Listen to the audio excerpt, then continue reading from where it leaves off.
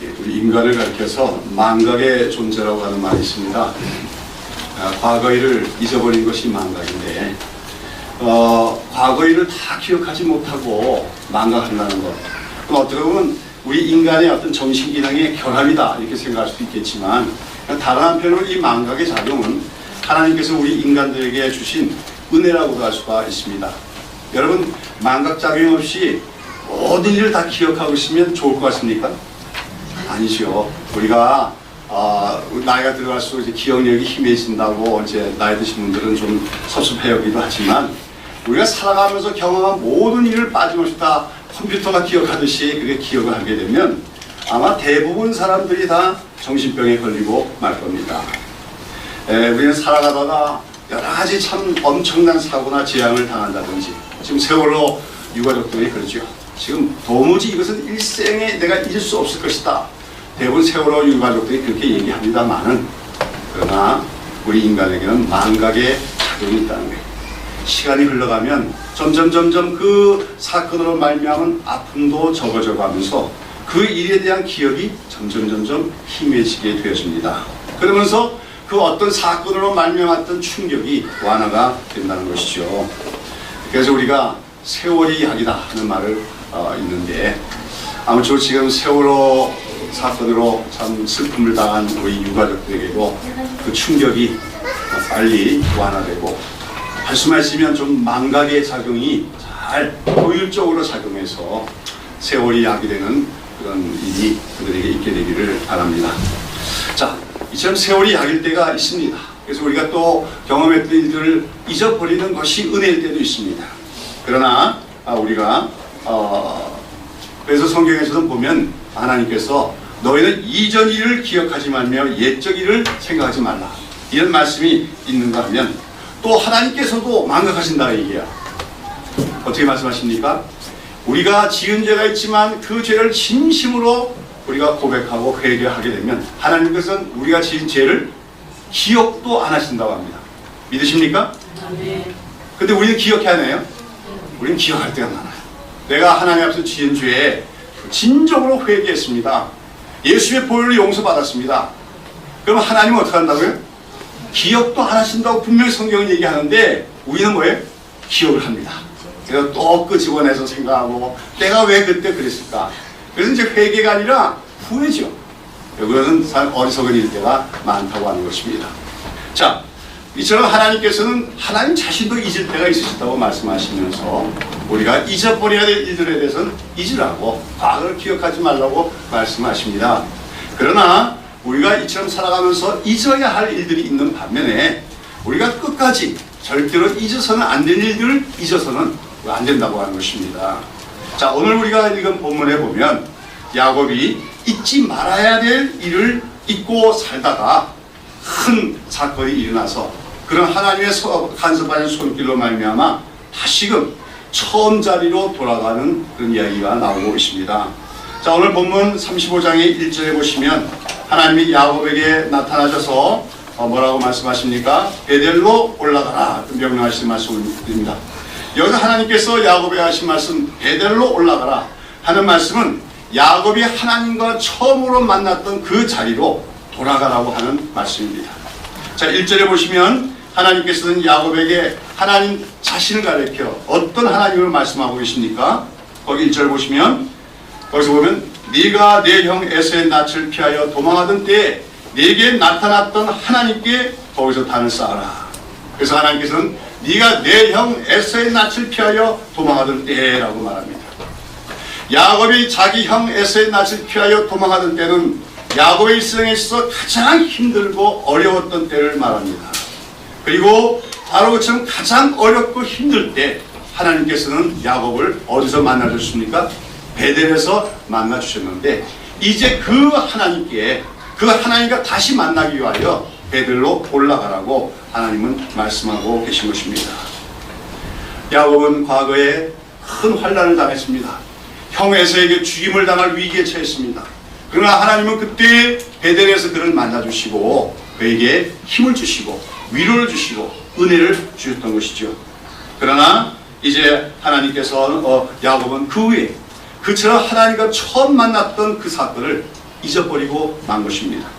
그러면서 이제 가장 자기 힘들고 어려웠던 때를 망각하고 현실에 안주하며 살아가는 야곱에게 하나님께서는 야곱에게 다시 그의 인생에서 가장 어렵고 힘들었던 그 시절로 돌아가서 하나님 앞에서 약속했던 것을 지키며 또한 하나님 앞에서 그 당시 가졌던 겸손하고 두렵고 떨리던 그 마음을 다시 회복하라고 말씀하고 계신 것입니다.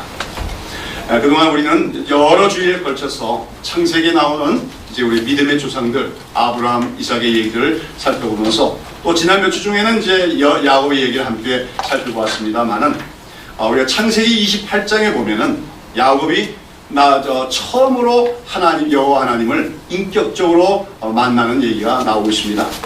거기 보면 야곱의 이름이 뜻이 뭐라 했습니까? 속이는 자라고 했죠. 그 야곱의 자기 이름대로 거짓말로 거짓된 방법으로 속여서 나이가 들어서 누이먼 아버지로부터 형 대신에 장자의 축복을 받아내기 위해서 어미가 쉽게 말해서 사기를 치죠. 그래서 아버지를 속여서 장자의 축복을 받아내자 이 사실을 한 형에서 어떡합니까? 분노해서 자기 동생인 아우를 죽이려고 합니다. 그래서 야곱은 여기서 형 에서의 그 복수의 칼날을 피해서 피신의 길에 오르게 되죠.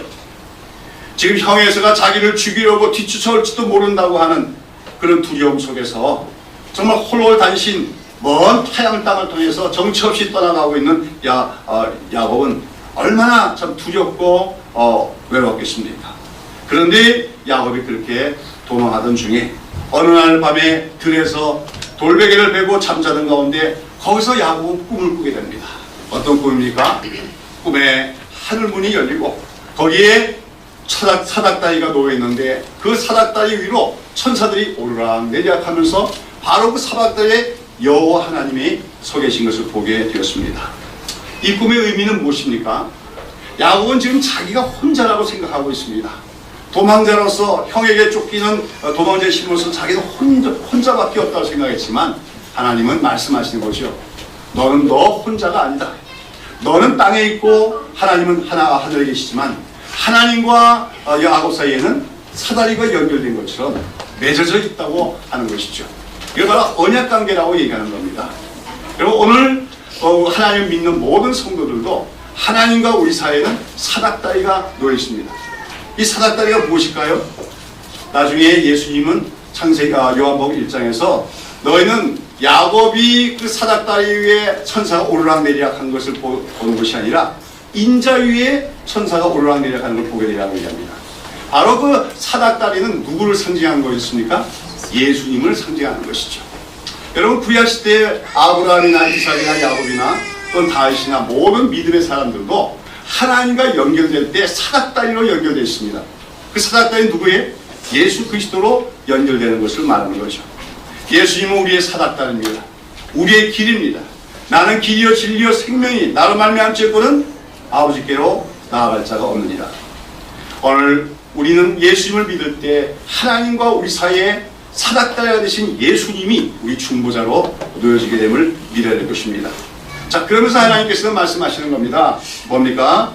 이제 하나님께서는 야곱을 보호하여 주실 것이고 그가 가는 것을 지켜주시고 또 무사히 가나안 땅으로 다시 돌아오게끔 지켜주시겠다고 약속을 하셨다고 하는 것이죠. 이 창세기 28장에 나오는 에덴 들판에서의 야곱의 경험은 야곱이 하나님을 비로소 인격적으로 처음 만난 이야기입니다. 야곱은 믿음의 가정에서 태어나서 전에도 말씀드렸죠. 어릴 때부터 할아버지인 아브라함의 무릎에 앉아서 뭡니까? 하나님에 대한 얘기를 듣고 언약에 대해서 얘기를 들으며 하나님을 알아갔습니다. 그러나 그가 안 하나님은 관념적인 하나님입니다. 하나님이 계시다 정도는 알고 있지만 하나님을 자기가 직접적으로 체험하지는 않았습니다. 그러다가 형 에서에게 쫓겨가면서 그 두렵고 어려운 환난의 밤에 그는 하나님을 인격적으로 만나고 인격적으로 체험하게 되었다는 것이죠. 야곱은 그때 얼마나 큰 위로를 받았겠습니까? 얼마나 큰 용기를 얻었겠습니까? 자기가 혼자가 아니라고 하는 것, 살아계신 하나님이 나의 하나님이시고 그 하나님이 자기와 동행하시고 지켜주신다는 것. 여기서 야곱은 하나님께 감사의 소원을 드리죠. 어떤 겁니까? 하나님께서 나를 잘 인도하셔서 먼 곳에 갔다가 다시 이 고향 땅으로 돌아오게 하시면 그때 반드시 내가 이 베델로 돌아와서 하나님께서 나를 만나주신 이 베델로 돌아와서 내가 돌베개로 삼았던 이 돌을 제단으로 삼아서 하나님께 제사를 드리고 그 다음에 자기의 주시는 모든 소득 중에 11조를 하나님께 드리겠다고 소원을 합니다. 여러분, 이때 야곱의 마음은 얼마나 큰 위로를 받았겠어요. 아무도 의지할 수 없는 절망적인 상태에서 하나님께서 자기를 아신다고 합니다. 하나님과 자기가 끊어질 수 없는 관계, 언약 관계가 있다고 말씀하십니다. 그럴 때 그는 오직 하나님의 그 사랑과 은혜에 보답하는 마음으로 살고자 하는 마음을 다짐했을 것입니다. 이것이 바로 야곱이 난생 처음으로 하나님 앞에서 가졌던 초심이었다. 초심의 신앙이었다고 얘기할 수가 있을 것입니다. 자, 그런데 그로부터 세월이 흘러서 야곱은 어떻게 됩니까? 하나님께서는 야곱에게 약속하신 그 약속을 다 지켜주셨습니다. 그래서 야곱은 어머니의 고향인 어머니 리브가의 고향인 밧담 아람으로 가서 거기서 사는 동안에 외삼촌인 라반, 자기 야곱도 사기꾼이지만 라반은 더 뭡니까? 교활한 사기꾼이죠. 그에게 여러 가지 속임수를 당하기도 하지만 그러나 그 어려운 가운데서도 하나님께서는 우여곡절 끝에 야곱을 축복하여 주셔서 야곱이 11아들을 얻게 하시고 또 많은 가축과 재산도 얻게 하시고 마침내 20년 만에 고향 땅인 가나안으로 돌아오게 되었습니다. 자, 그러나 가나안 땅이 가까워자 야곱에게 다시 두려움이 찾아오죠. 무엇입니까? 형 에서입니다. 장자의 축복을 빼앗긴 것 때문에 자기를 미워하고 증오하는 형 에서가 이제 자기가 온다는 소식을 듣고 자기를 죽이러 찾아오면 어떡하느냐.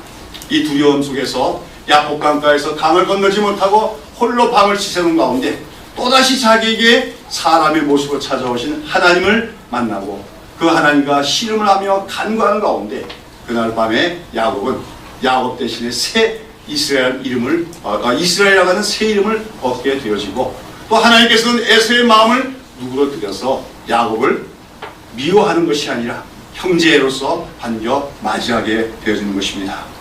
자, 이렇게 해서 무사히 정말 오직 하나님의 은혜로 자기의 고향 땅에 그것도 빈손으로 들어온 것이 아니라 빈손으로 떠났던 그가 많은 재산과 많은 가족을 데리고 고향 땅인 가나안 땅으로 돌아왔으면 그가 제일 먼저 해야 할 일이 무엇이었겠습니까? 베델로 가는 것이었겠지요. 바로 하나님께서 자기를 만나주셨던 그곳, 하나님께서 자기의 은혜를 약속하셨던 그곳, 바로 그곳으로 가셔서 그 은혜를 약속을 다 지켜주심에 감사하며 자기가 소원했던 대로 하나님께 제사를 드리고 또 11조를 드리는 그 일을 했어야만 할 것입니다. 자, 그런데 야곱은 어떡합니까? 이제 무사히 가나안 땅에 들어오자 그런 하나님과의 약속을 망각하고 맙니다. 그리고 저는 베델이라고 한 베델로 가지 않고 세겜이라고 하는 곳에 정착을 하게 되어지죠. 왜 그랬을까요? 사실 베델은 사람들이 많이 거주하지 않는 들판과 같은 곳이었습니다. 그러나 당시 세겜은 가나안 족속들이 많이 모여 사는 곳으로서 말하자면 문화가 상당히 발달된 지역에서 살아가기에 현실적으로 편리한 곳이었다는 것이죠. 그래서 야곱은 하나님과의 맺었던 그 약속을 망각한 채 살기에 편한 곳을 지역을 택해서 거기다가 땅도 사고 집을 짓고 뿌리를 데리고 살아가려고 하는 것입니다. 그 세월이 한 10년이다. 이렇게 해서 그렇게 나옵니다. 10년 동안을 그는 하나님과의 약속을 망각한 채 현실적인 안락함과 편리함을 위해서 세겜 땅에서 살아가고 있었다고 하는 것이죠. 그러다가 그의 가정에 엄청난 시험이 찾아옵니다. 그 내용이 이제 오늘 본문의 앞장인 13, 14장에 기록이 되어 있는데 야곱의 가정이 이제 세겜에서 정착해 살아가는 어느 날 야곱의 외동딸인 디나가 있는데 이 디나가 그 세겜에 사는 이방인들의 이제 축제가 벌어지니까 그 축제 구경하러 나갔다가 그 세겜의 추장인 세겜이라는 자에게 성폭행을 당하고 맙니다. 그러자 이 일 때문에 야곱의 아들들, 즉 디나의 오빠들이죠. 그들이 세겜 족속에게 보복을 하게 되는데 거기서 또 거짓말로 그들을 속여서 교활한 방법을 속여서 그들을 무참하게 학살을 하고 맙니다. 자, 가나안 땅에 들어와서 그동안 잘 먹고 잘 살고 편안하게 집 짓고 살고 땅도 사고 잘 살던 야곱의 가정에 평지풍파가 일어나게 된 것입니다. 이런 끔찍한 사건이 일어나자 비로소 여기서 야곱은 정신이 바짝 들었습니다. 잘못하면 그 지방에 사는 세겜 족속들이 자기 동족들이 야곱의 아들들에게서 박살당하심을 알고 어떡합니까? 보복을 해오면 자기 집 전체가 다 몰살을 당할 위기를 만나게 된 것입니다.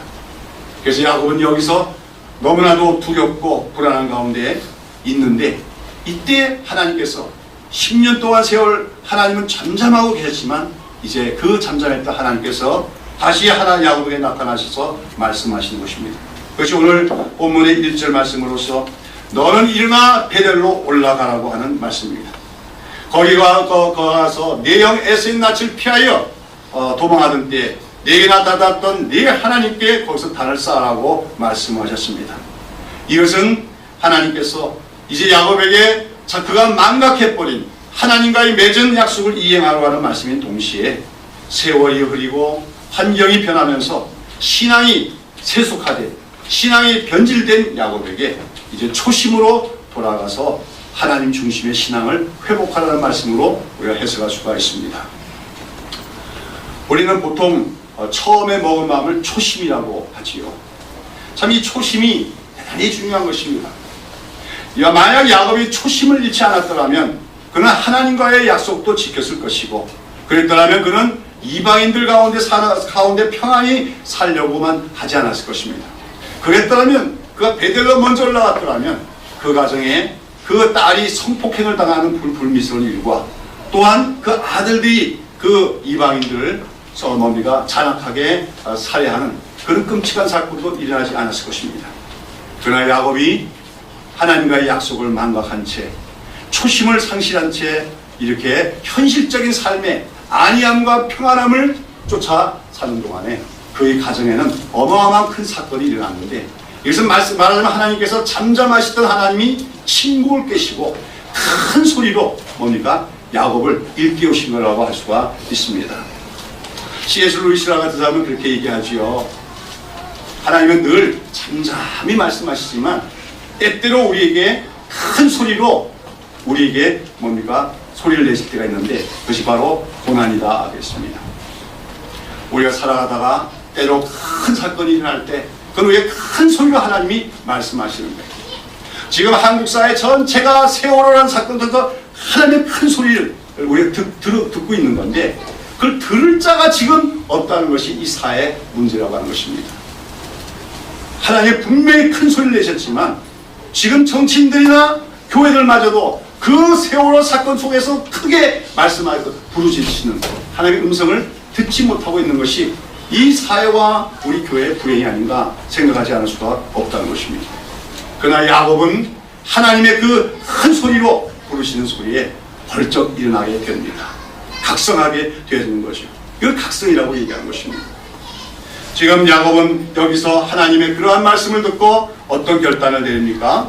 자, 3절 한번 읽어봅시다. 다 같이. 우리가 일어나 베델로 올라가자. 나의 환난 날에 내게 응답하시며 나의 가는 길에서 나와 함께 하신 하나님께 내가 거기서 단을 쌓으려 하노라 하네. 하나님 베델로 올라가자 얘기합니다. 어떤 하나님께 올라가자고요? 환난 날에 내게 응답하신 그 하나님께 올라가자고 얘기합니다. 무슨 말입니까? 내가 가장 어렵고 힘들었을 때 나를 만나주신 그 하나님, 내가 가장 연약하고 비천했을 때 나의 힘이 되셨던 그 하나님, 그 하나님을 다시 만나자는 겁니다. 그리고 그 하나님과의 약속을 지킬 뿐만 아니라 그 하나님 앞에서 가졌던 그 초심, 처음 마음을 회복하자고 하는 얘기인 것입니다. 자, 2절에 보시면은 어떻게 하십니까? 야곱이 이에 자기 집사람과 자기와 함께한 모든 자에게 이르되 너희 중에 이방 신상을 버리고 자기 신을 정결케 하고 의복을 바꾸라 하고 했습니다. 이게 무슨 말입니까? 야곱이 자기 아들들과 가족들과 함께 그 세겜에서 사는 이방인들과 사는 10년 동안에 그 가정이 어떻게 됐다는 거예요? 그 가정 속에 이방 문화가 물밀듯이 들어오고 우상 숭배까지 들어오게 되었다는 것이죠. 그래서 35장 4절에 보면 어떻게 했습니까?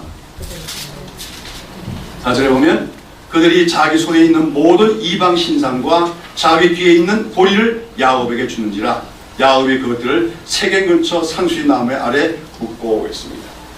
야곱은 여기서 결단하고 뭡니까? 변화를 시행합니다.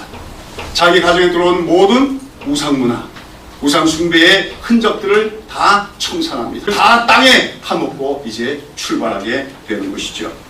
그래서 그 야곱이 자기 가족들을 데리고 그 세겜에 쌓여진 찌꺼기와 같은 그 세속적인 문화의 흔적들을 다 버리고 출발을 했을 때 이제 하나님께서는 어떻게 해주십니까? 5절에 다 같이 읽습니다. 그들이 발행하였으나 하나님이 그 사면 고울들로 크게 두려워하게 하신 거로 야곱의 아들들을 추격하는 자가 없었더라 하겠습니다. 왜 성경에 보면 이런 게 참 많이 있어요. 내가 어떤 원수와 싸우는데 그 원수가 분명히 나보다 힘이 셉니다. 내가 힘으로 싸워서 그걸 이길 수가 없어요. 그럴 때 우리는 두려워할 수밖에 없고 걱정이 될 수가 없어요. 근데 하나님께 때때로 그 원수들의 마음에 뭘 심으실 때가 있다고요? 두려움을 심어주실 때가 있어요. 그래서 감히 우리를 대적하지 못하는, 그래서 승리케 하신 일들이 굉장히 많지요. 우리가 수요일마다 사사기 공부하고 있는데 기드온의 300용사 그 얘기도 그렇지요. 기드온의 300용사가 정말 그 미디안의 수십만 군대에 보면 정말 세 발의 피밖에 안 되는 한 줌의 군사입니다. 근데 하나님이 그 미디안 군사들의 마음속에 뭐예요? 두려움을 크게 일으키셨다. 그랬더니 기드온의 300용사에 의해서 그 수십만 대군이 패배를 당하고 마는 것입니다. 근데 지금 하나님께서는 야곱이 하나님의 음성을 듣고 하나님의 큰 음성을 듣고 어떡합니까? 결단했을 때, 하나님을 만나려고 가려고 작정했을 때, 그리고 그것을 위해서 가정에 있는 모든 이방 풍속과 문화의 찌꺼기들을 다 버렸습니다. 청산해서 출발했을 때 하나님은 그 세겜 사람들, 그 죽임을 당한 세겜 사람들의 친척들과 일가들에게 뭡니까? 두려움을 주셔서 그 야곱을 쫓지 못하게 하셨다, 보호해 주셨다고 하는 것입니다. 그리고 이제 7절에 보면 마침내 야곱은 애초에 자기가 갔어야 될 그 장소, 하나님을 처음으로 인격적으로 만났던 그곳인 베델로 올라가서 거기서 하나님께 제사를 드리며 과거에 자신이 했던 소원들을 다 이행하게 됩니다. 자, 이처럼 처음의 자리로 돌아가서 하나님께 행한 약속을 지키며 초심으로 돌아간 야곱에게 하나님은 무엇라고 하십니까? 9절부터 10절까지 다시 읽습니다. 야곱이 앗다마람에서 돌아오매 하나님이 다시 야곱에게 나타나서 그에게 복을 주시고 그에게 이르시되 내 이름이 야곱이다마는 내 이름을 다시 야곱이라 부르지 않겠고 이스라엘이 내 이름이 되리라 하시고 그가 그 이름을 이스라엘이라 부르시고 했습니다. 여러분은 야곱이 밧다마람에서 돌아오매라고 했어요. 사실은 야곱이 밧다마람에서 돌아온 것은 언제입니까? 이미 10년 전의 일입니다. 근데 이제 야곱이 세겜에서의 삶을 청산하고 정리하고 베델로 올라가서 하나님 앞에 소원을 지켰을 때 비로소 하나님께서는 야곱이 밧다마에서 돌아온 것이다 얘기하고 있는 것이죠. 무슨 말입니까? 그가 육신적으로는 가나안 땅에 들어가고 있었어도 하나님과의 올바른 관계를 맺지 않고 살았던 10년은 하나님께서는 무효다 그 말입니다. 그 말 가로 속에 들어가는 기간이라고 하는 것입니다. 우리가 하나님과의 바른 관계를 갖고 하나님 중심으로, 믿음 중심으로, 언약 중심으로 살아가게 되면 그 기간은 의미 있는 기간이 됩니다. 그러나 우리가 하나님 중심으로 살지 않고 믿음 중심으로 살지 않고 세상 중심으로 육신 중심으로 살아가게 되면은 그 기간은 하나님 보실 때는 뭐예요? 무효입니다. 과로 속에 들어가는 기간이나 다름이 없다는 거죠. 제가 어느덧 62세가 됐지만 제 인생 속에서도 가로가, 하나님 보시기에 가로와 같은 기간이 얼마나 될까 생각할 때가 참 많아요. 하나님 앞에서 정말 모든 게 다 의미가 있겠지만 정말 하나님과의 살아있는 그 교제가 있는 의미 있는 기간은 몇 년이나 될까 생각하게 되어지는 것입니다. 야곱은 이미 10년 전에 밧다마람에서 돌아왔습니다. 그러나 그가 하나님과의 약속을 저버리고 초심을 잃고 세상 중심으로 육신이 편한 것을 따라 살아갔을 때 하나님께서는 그 기간은 과로 속에 들어인 것이다 말씀하신 거나 다름이 없습니다. 그리고 이제 하나님께서는 또 그에게 뭐라고 얘기하는 겁니까? 그에게 이르시되 내 이름이 야곱이다마는 내 이름을 다시는 야곱이라 부르지 않겠고 이스라엘이 내 이름이 되리라. 그렇게 하십니다. 사실은 야곱이 이스라엘 이름을 얻은 게 언제입니까? 그것도 10년 전의 일입니다. 바로 밧다마람에서 돌아오다가 야복강가에서 하늘부터 받은 이름이 이스라엘이었는데, 하나님이 여기서 베델에서 비로소 또다시 네 이름이 이스라엘이라고 말씀하십니다. 그것은 무엇입니까? 그가 이스라엘 이름은 얻었지만 이스라엘로서 살지 못했다 그 말이다. 이제부터는 네가 참 그 이름에 걸맞게 이스라엘처럼 살아야 되리라, 살게 되리라 하는 말씀인 줄로 믿습니다. 오늘 우리는 성도란 이름을 얻었지만 성도가 아닐 때가 많습니다.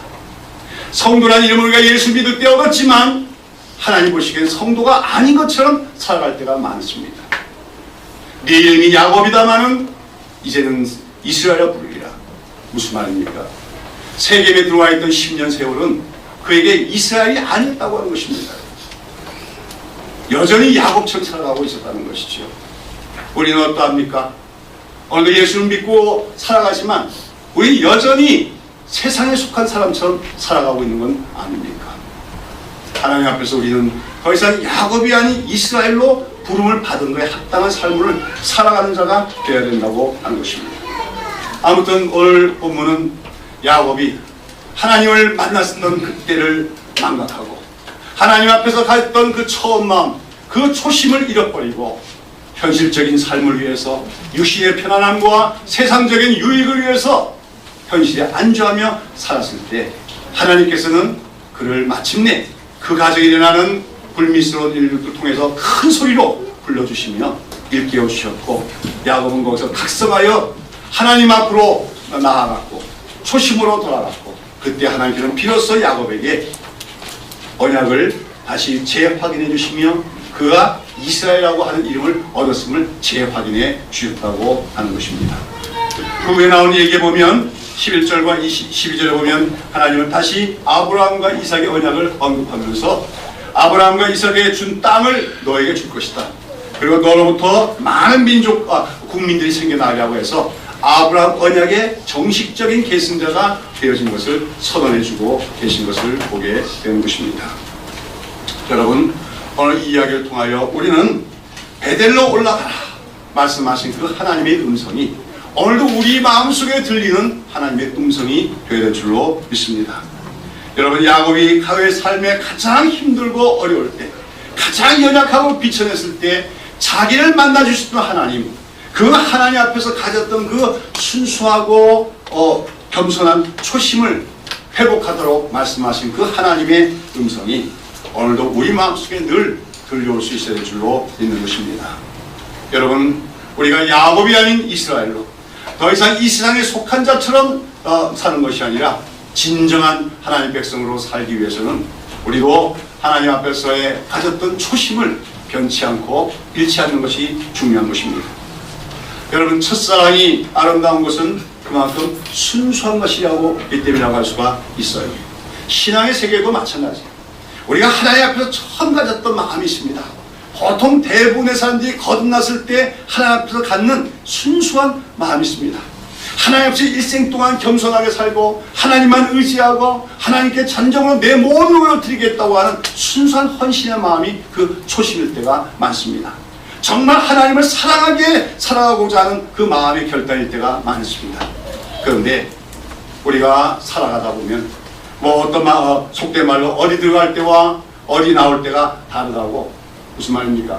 어렵고 힘들었을 때는 하나님 앞에서 부르짖으며 또 그 도움을 구했고 또 하나님의 그 앞에서 그 하나님의 은혜에 보답하게 된 마음을 가졌던 것이 어느샌가 망각이 될 때가 있습니다. 그러면서 현실을 따라 살아갑니다. 세상의 물결을 따라 살아갑니다. 세속주의 정신을 따라 살아가게 되는 우리가 될 때가 많다는 것이죠. 요즘 우리나라 대형교회 목회자들이 참 이제는 세상의 일반 언론기관으로부터도 지탄을 받고 비판의 대상이 되고 있는데, 저는 생각하기를 대형교회 목사님들 대부분이 다 처음으로 사역할 때에는 정말 또 교회가 작고 어려울 때는 순수하고 훌륭한 헌신의 마음을 가졌던 분이라고 생각하고 싶습니다. 그러나 교회가 커집니다. 명성이 올라갑니다. 소위 성공을 이뤘다고 하는 그 순간에 거기에 인간적인 욕심이 나타나게 됨으로써 그 본인도 그렇고 본인도 추하게 되고 교회도 어려움을 겪게 되는 것이 아닌가 생각해보게 됩니다. 여러분, 이 초심을 잃어버리는 것은 우리 모두에게 있을 수 있는 위험입니다. 저 자신도 그렇습니다. 늘 내가 가장 순수했던 때가 있습니다. 정말 회심의 체험을 하고 하나님을 만났던 때가 있습니다. 그때는 정말 오늘 밤에 죽어도 아까울 곳이 없었습니다. 정말 주님을 위해서 오지로 가도 어느 곳을 가다 해도 갈 용기가 있었습니다. 정말 주님의 사랑, 주님의 은혜만 있으면 부족할 것이 없었습니다. 근데 오늘 나는 어떠한가 생각해보게 됩니다.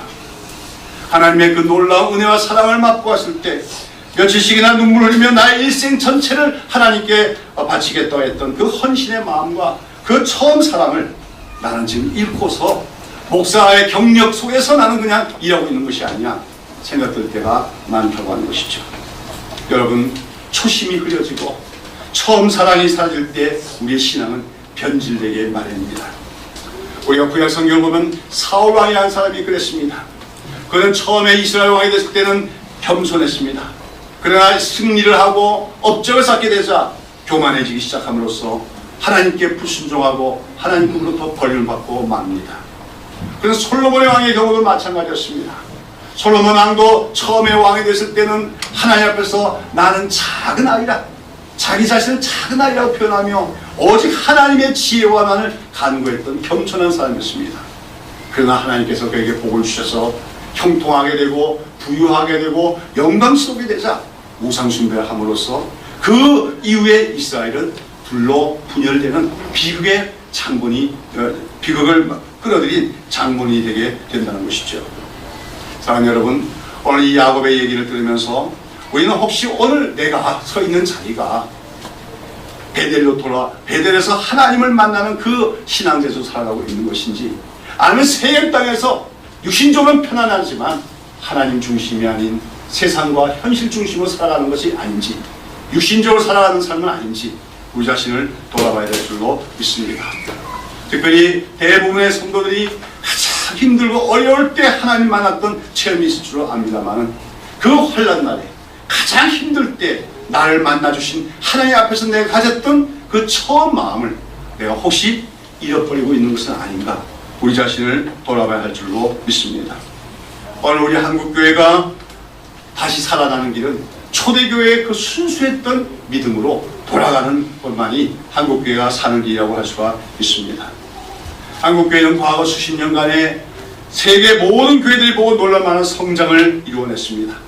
그러나 오늘 한국교회는 그 외형적인 성장과는 달리 작금의 한국교회는 이 사회에서 빛과 소금이 조금도 되지 못하고 있습니다.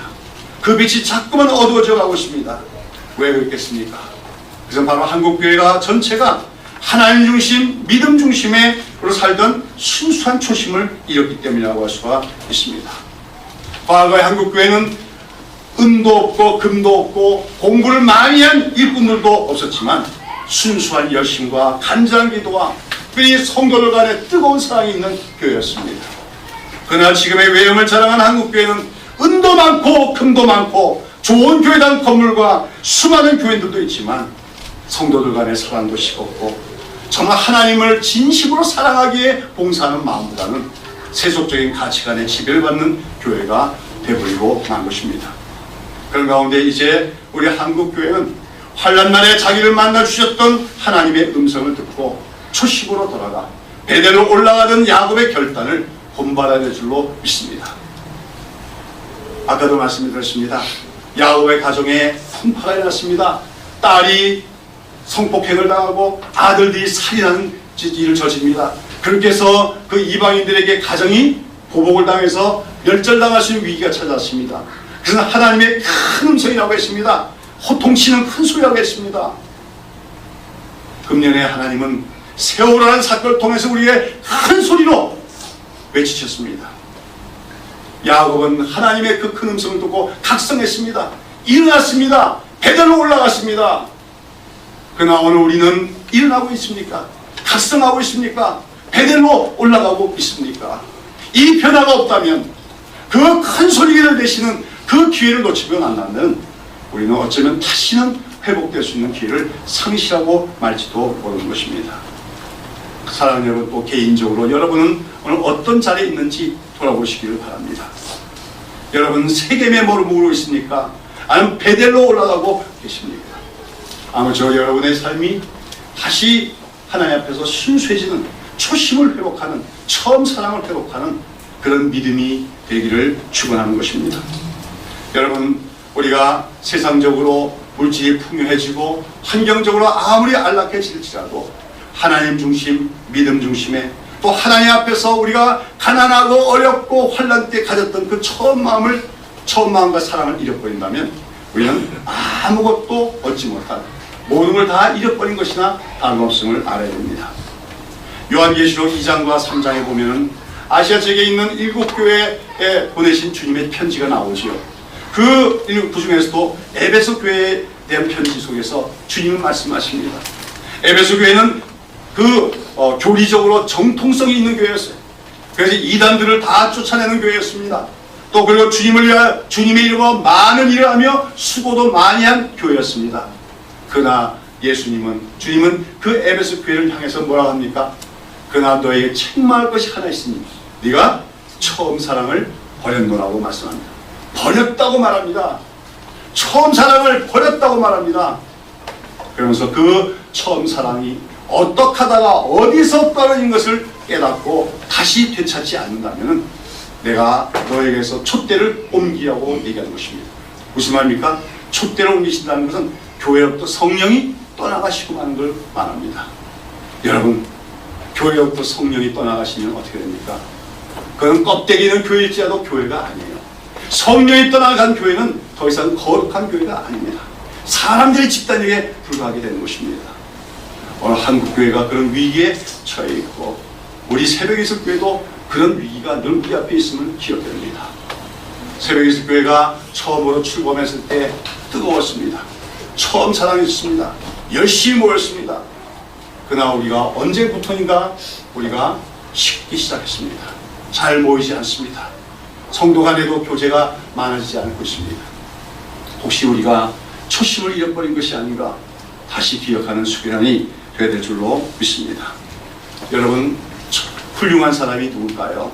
얼마나 큰 업적을 이루었는가 아니라 처음 마음을 변치 않고 끝까지 유지할 수 있는 사람이 그 사람이 위대하고 훌륭한 사람인 줄로 믿습니다. 신앙도 마찬가지입니다. 좋은 신앙은 초심을 잃지 않는 신앙이 좋은 신앙입니다. 특별히 우리가 하나님 앞에서 가장 힘들고 어려웠을 때 우리를 도와주신 하나님, 우리에게 구원과 은혜를 주신 그 하나님께 가졌던 그 헌신의 마음, 그 처음 사랑을 잃지 않는 신앙이 올바른 신앙이요 훌륭한 신앙인 줄로 믿습니다. 여러분, 오늘 우리는 세겜에서 살아가면서 육신적으로 편안한 10년 동안의 세월을 살아갔던 야곱처럼 살아가고 있다면 이제 다시 우리 주변에 일어나는 모든 사건을 통해서 우리의 큰 소리로 말씀하시는 하나님의 음성을 듣고 일어나 각성하는 우리가 되어야 될 줄로 믿습니다. 하나님을 만났던, 인격적으로 체험했던 그 베델의 자리로 다시 나아가는 우리가 되어야 될 줄로 믿습니다. 야곱이 베델로 나아가서 하나님 앞에서 초심을 회복했을 때 그에게 다시 축복하시고 언약을 재확인하신 하나님께서는 지금도 처음 사랑을 회복하고 초심의 믿음을 회복하는 자들에게 얼마든지 다시 은혜를 새롭게 하시고 모든 것을 회복시켜 주실 줄로 믿습니다. 사랑하는 여러분, 일어나 베델로 올라가라 말씀하셨던 하나님, 그 하나님 오늘도 우리에게 말씀하고 계신 줄로 믿습니다. 오늘 우리도 끊임없이 우리 자신을 돌아보며 혹시 하나님 앞에서 우리가 서운했던 거 잊은 것은 없는가? 내가 하나님 앞에서 가장 겸손할 때 가졌던 그 믿음을 상실한 것은 없는가? 돌아보는 가운데 오늘도 우리가 있는 잘못된 자리에 있다면 거기서 일어나서 베델로 올라가는 그 믿음에 결단할 수 있는 우리 모두가 되기를 예수님의 이름으로 축원합니다. 기도하겠습니다.